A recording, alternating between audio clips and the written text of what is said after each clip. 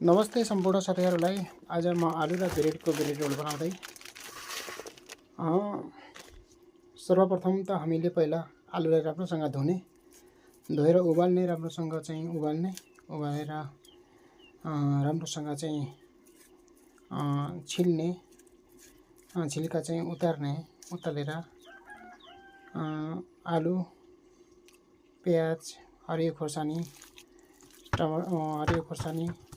प्याजहरू, मरमसला मिलाएर राम्रोसँग मिक्स गर्ने यसलाई। र मिक्स गरेपछि हजुरहरू देख्न सक्नुहुन्छ, मिक्स गरेपछि एउटा कडाईमा तेल राम्रोसँग तताउनु पर्छ।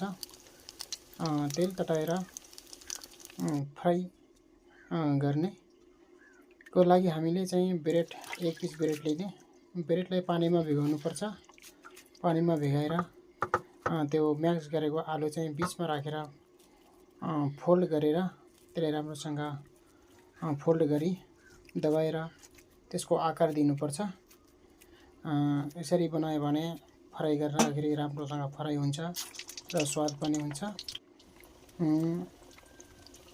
र भिडियोमा हजुरहरूले देख्न सक्नुहुन्छ, स्वाद पनि राम्रो हुन्छ र टेस्टी पनि हुन्छ। खानामा चाहिँ राम्रो पनि स्वादिलो पनि हुन्छन्।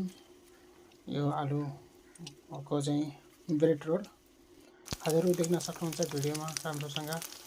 तपाईहरु चाहिँ घरमा पनि ट्राई गरेर आफ्नो फ्यामिली परिवारलाई खिलाउन सक्नुहुन्छ, टेस्ट को लिन सक्नुहुन्छ, इन्जोय गर्नुहुन्छ। Thank you, wish you.